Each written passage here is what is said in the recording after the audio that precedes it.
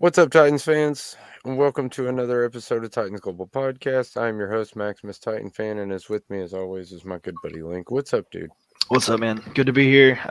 Disappointing one today. I apologize ahead of time. My voice is a little bit scratchy. I was at a football game on Saturday. It was definitely not from this game because there wasn't a lot to cheer about. Um, good first half, but it is what it is. I mean, this is kind of what we've come to expect, unfortunately. But as always, like, subscribe. We definitely want to know your guys' thoughts on this one, and that way you can stay up to date with us on all the Titans discussion. We've got a lot of stuff coming up, whether it be trade deadline, whether it be where this team goes from here. So just like, subscribe, and stay with us. Yeah, man, we've already got a couple people commenting, of course. Yeah, it was a huge disappointment. I'll be the first one to say that I was really hoping that Mason Rudolph was going to bring some kind of a spark or something to this team, but it turns out that there's just nothing. And questionable coaching calls. What the hell was that thing right before the half? I mean, Yeah, they do realize that that's a game ending situation, not a game halftime situation. They could pick up the ball and just that super dangerous move. mm. Hated that. Hated that. There was a couple other questionable calls that I didn't really like, but like the double run on third and fourth down trying to get that. That was stupid. Why were we running the ball there? Yep, I agree. And to kind of build on that Mason discussion you mentioned earlier, it came out in the first half, and there kind of was a little bit of that spark. I mean, kind of seems like they caught Buffalo. Kind of caught them off guard. Went up, got a 10-0 lead. The offense was moving, the defense was playing complementary football. I mean, everything seemed to be working in the beginning, but then you go into halftime. The Bills were able to adjust, make changes, and the Titans, they just weren't. They kept trying the same stuff. And yeah, like you said, coaching decisions, that was definitely a problem in this one. From the challenges to the play calling to the scheme, it was an all around lost. Just outcoached today. That's the simplest way to put it. Yeah, man, and that's another thing is, I always say if your team can't win, at least celebrate the individual performances of your players and how they did well. But I'll be honest with you, man, I'm gonna have a really hard time trying to pick out people that did well in this game.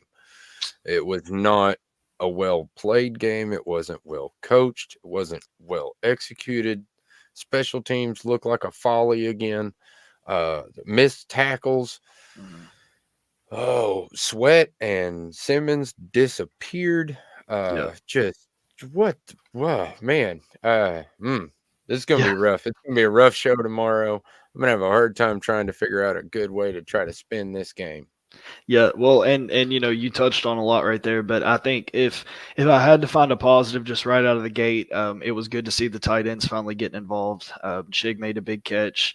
Wally was definitely involved, and that's kind of what we've been screaming for this whole season is where's the tight end game?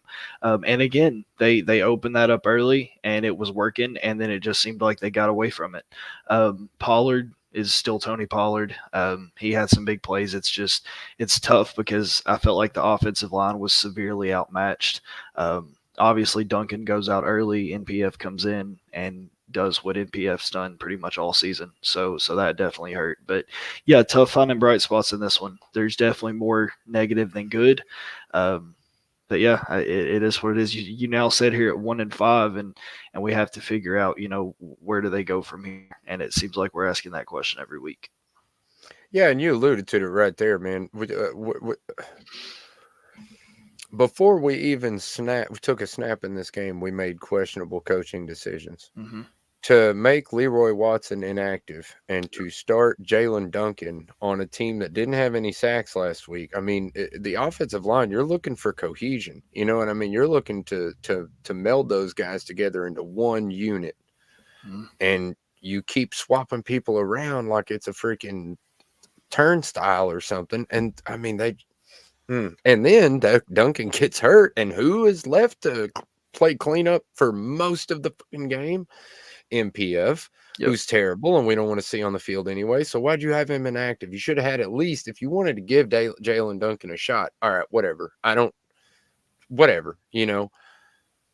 don't let JPF go in front of how did he get catapulted all the way back after, I mean, just a couple penalties. Yep.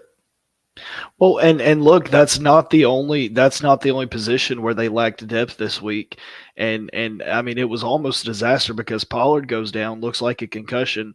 He goes into the 10, he's able to come back out, but Chestnut was your only other running back this week. So then Chestnut has to come in, makes a decent play, but then you're left with one running back, and Chestnut's not the type of running back who can play a full game as the only guy. It's just so there were multiple levels of incompetence, in my opinion, before the game, during the game, and on the offensive line. You talk about the cohesion. This is what we touted as the best offensive line coach in the game of football, and he's the one making these decisions. And at some point, I think you have to look at this coaching staff as a whole and say, there are certain things that aren't working, because you can't put it on Levis now.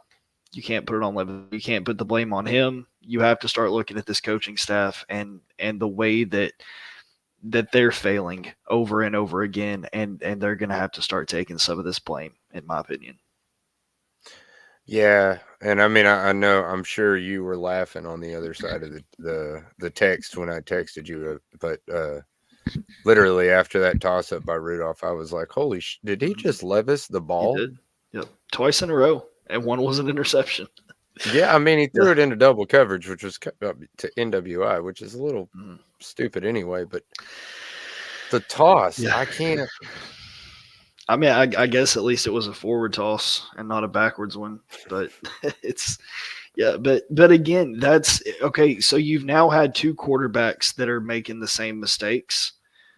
The only common denominator, the only common factor there is the coaching staff. I don't know if the way that they're practicing has them feeling like they need to do too much.